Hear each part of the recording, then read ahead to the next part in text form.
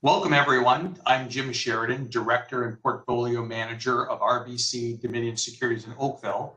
Today, I have the pleasure of speaking with Susan Hyatt from Silver Sherpa. Susan co-founded Silver Sherpa in 2012. Silver Sherpa is a professional services company delivering crisis management for the elderly, as well as life planning and coordination services for older people in transition. Silver Sherpa has worked with hundreds of clients. Susan is passionate about changing the way we look at aging and is determined to empower her clients with innovative ways to embrace the longevity revolution. On a personal note, Susan and her team assisted my mother and our family when we needed help relocating my mother to the appropriate care facility. Thank you, Susan and team, for the great work you do. I thought our clients would benefit from hearing about your services, Sue. We will post this conversation on our website for future reference. I encourage anyone who would like to learn more about what Sue's company can do to help your family to contact Sue directly. Sue, let's start with a few questions. Why did you start Silver Sherpa almost 10 years ago? Well, thank you, Jim. It's a pleasure to be with you and your team today, and welcome to all of your clients.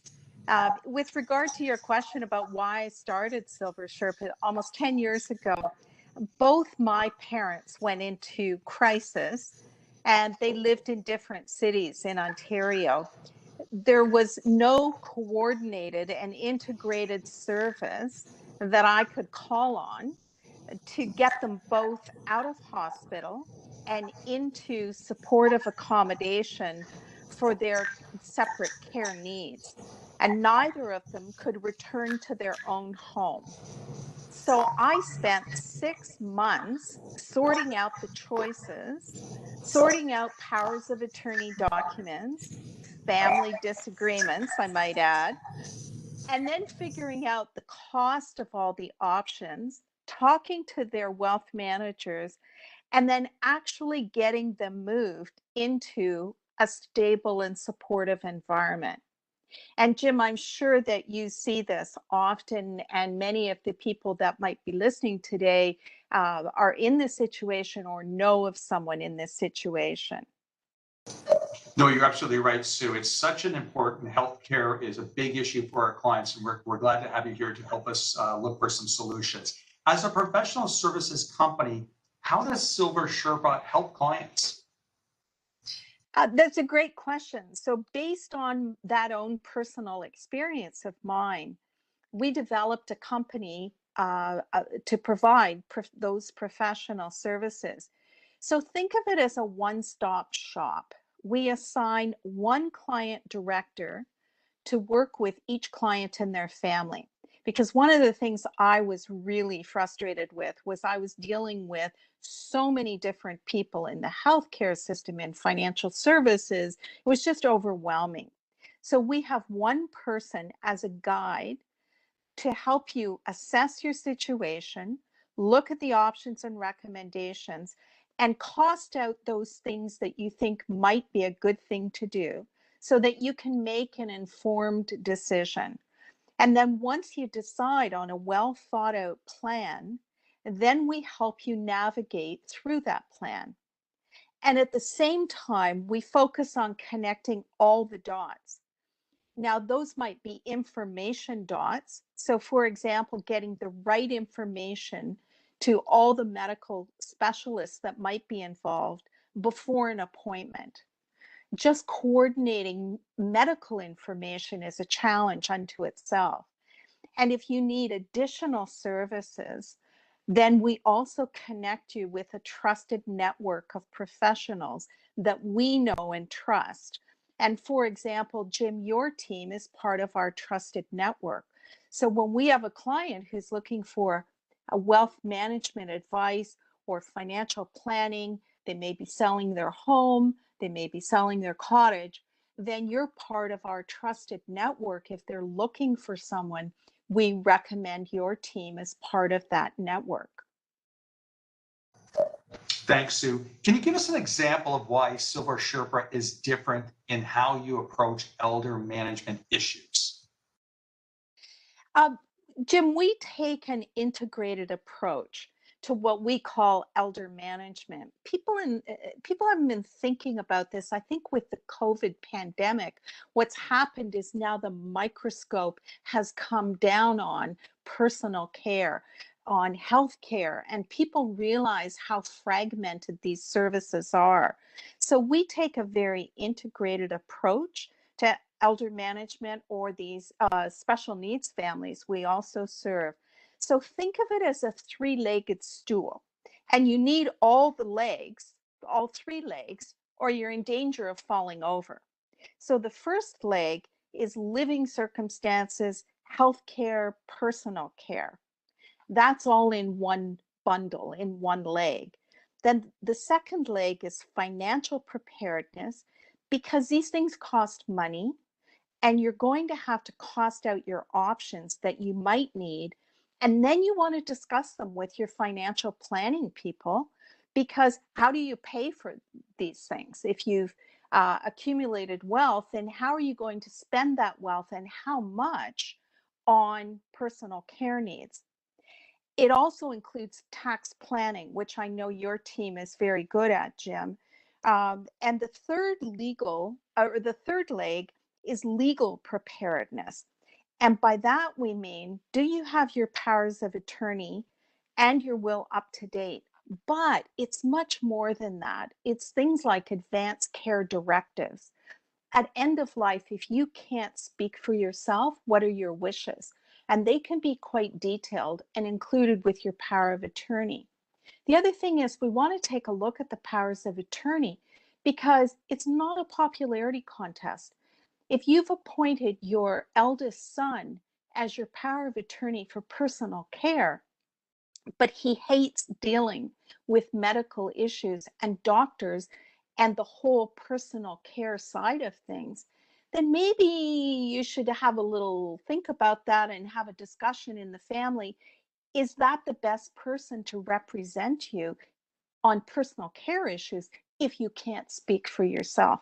So these are all some of the things that make us quite different. We're not a home care company. Home care companies are within our sphere of trusted networks. But what we are is the planning and coordination people that help you think through all of these issues and that three-legged stool, because you need that whole coordinated approach in order to move through this scenario with elder management. It's good point, Sue. And yes, as I mentioned earlier, we used your services and it was so helpful for our family. Another question is, what are the signs suggesting it's time to call Silver Sherpa? Jim, I think it's different for every family. That's what's fascinating about this business, is that every day is a new day. Every family is unique. And we're all dysfunctional in our own way at some point in time. I don't know about your family, but mine certainly is. So I think you need to look at the circumstances. However, some of the things that you need to pay attention to, if there's a chronic situation affecting mobility and being able to get around, that's starting to get worse, and you're noticing it's getting worse. So for example, let's say mom has Parkinson's disease and she's been doing really well. She's got a physical therapist, she's got an exercise program, but all of a sudden she starts falling 2-3 times a week. And it keeps going on and it keeps getting worse. That's the time to ask for help. Another example is, perhaps you've got a favorite aunt that you're the family member who's closest. She's in her 90s. She's sharp as a tack. She's doing a great job, but you've noticed that she's unable to get groceries, and now she's not making nutritious meals. And the last time you were over, you noticed she was eating potatoes out of a can. Those kinds of things are signals. And then the last one that we often hear is, dad's in, he seems to be getting a bit confused. He got lost the other day on the way home from the grocery store. It's a trip that he's taken many, many times, but now he seems to have trouble finding his way, or normal tasks that he was able to do before, like online banking.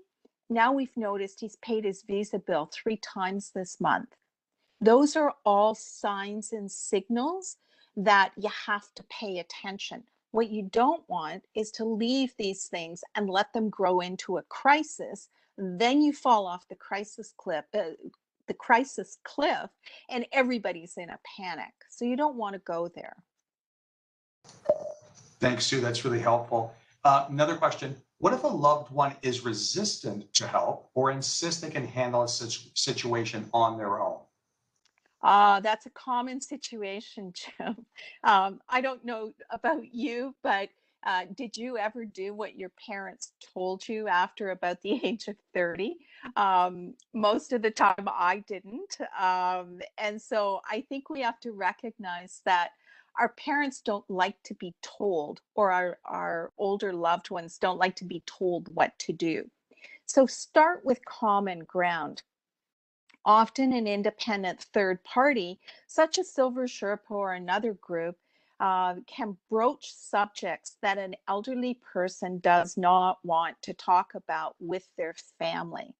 And when these circumstances occur, sometimes it's better to have an outsider have the discussion than have the family dynamics going on at the table.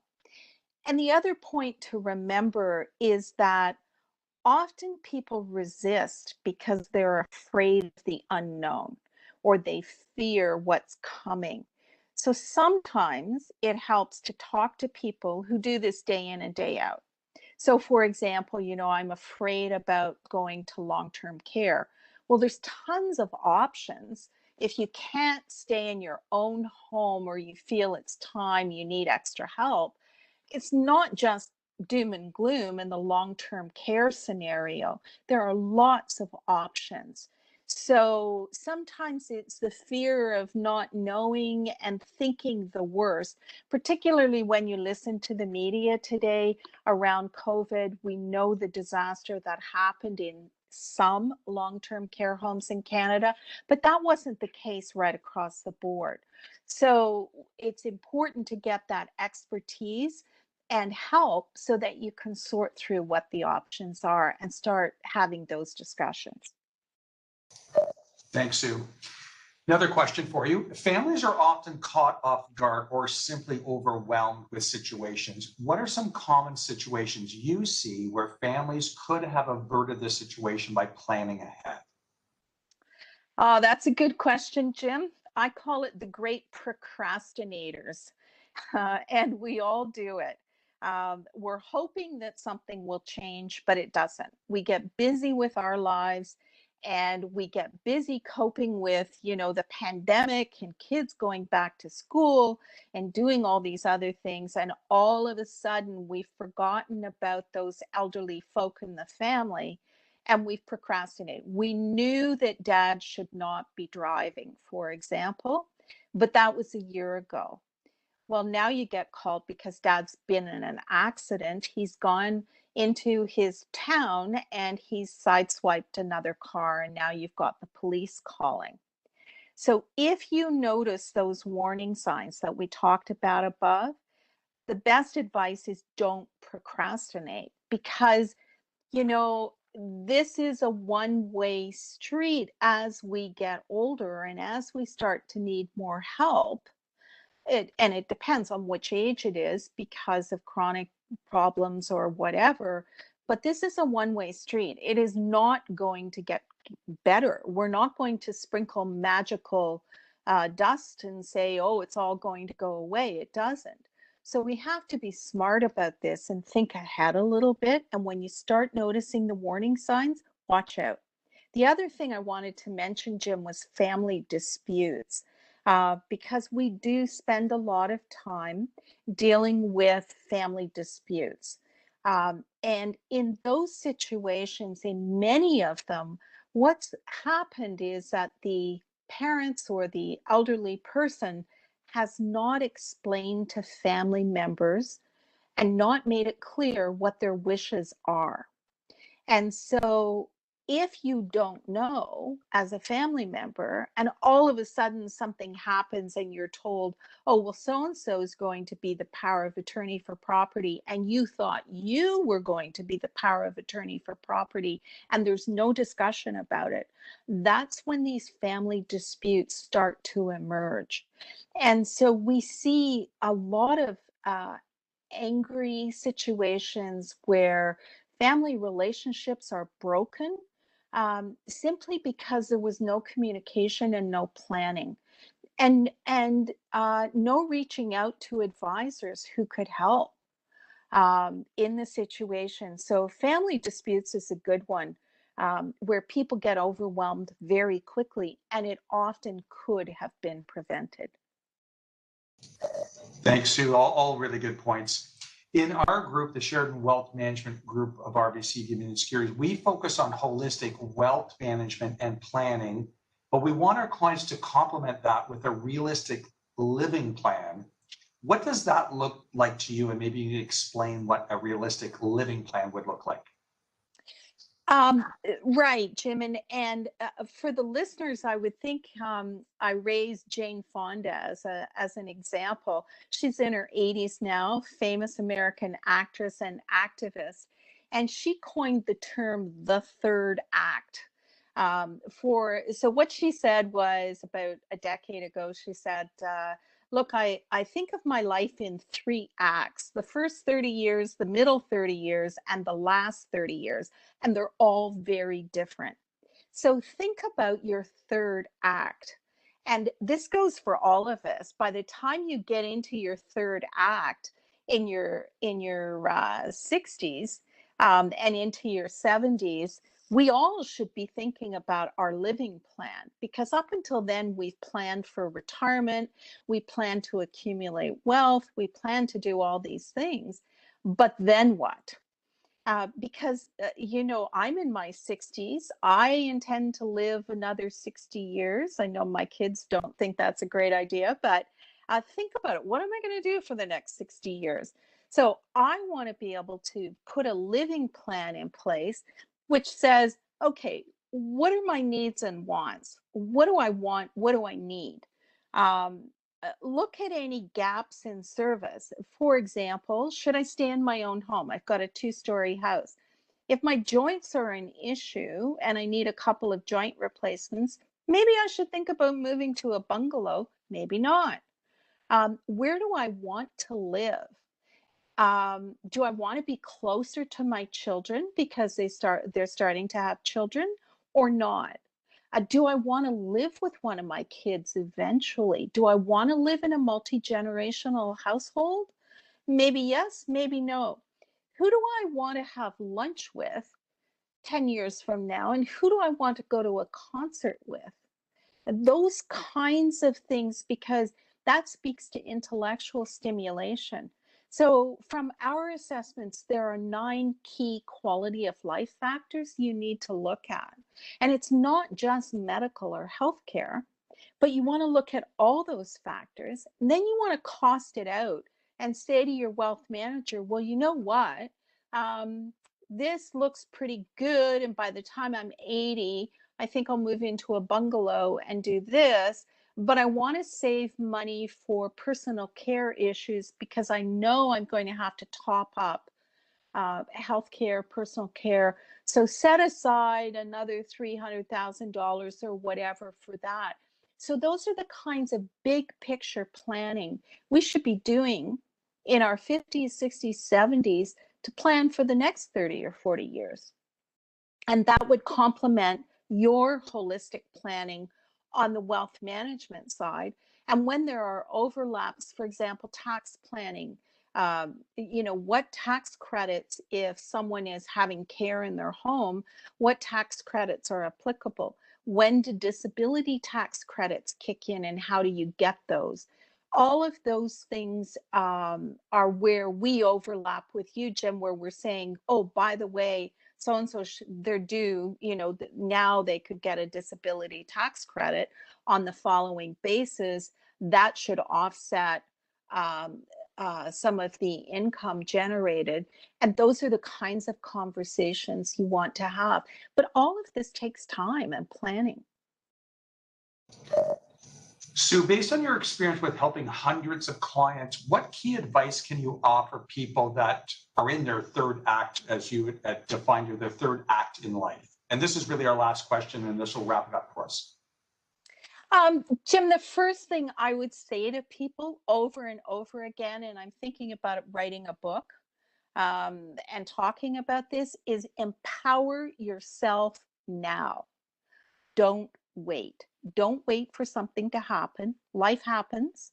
You know, you can get in an accident and then it's too late. So empower yourself. Plan ahead, or someone will plan for you and you might not like what they do. And talk to your powers of attorney so they understand what you want well in advance of needing them to speak for you if you cannot speak for yourself. Yeah, that's really great advice, Sue. Well said. You know, thank you, Susan, for sharing all of this great information with our clients and friends. To wrap things up, Susan, can you please let everyone know where they can follow you and how they can contact you? Yes, Jim, I think we're going to bring up a slide on our contacts. People can get in touch with us at Silver Sherpa. You can get in touch at First Step at Silver Sherpa. You can see our website, silversherpa.net. There's a direct phone call number there. Your call is forwarded to us, and we can return the call very quickly. You can follow us on Twitter at Silver Sherpa, or you can follow us on Facebook at Silver Sherpa. Any of those methods, we have a very full digital program. So any of those methods you can reach us on. And we offer a complimentary consultation to your clients, Jim, and we certainly spend more time with Sheridan Wealth Management clients. We do see people in their homes, particularly with COVID. All of our staff are vaccinated. They're double vaccinated. We track that very carefully. We are all COVID aware and have been through infection control procedures. So we are prepared to come to people wherever they are. And that's the easiest way to get in touch with us, though, is those numbers on the screen. That's great, Sue. I really appreciate that.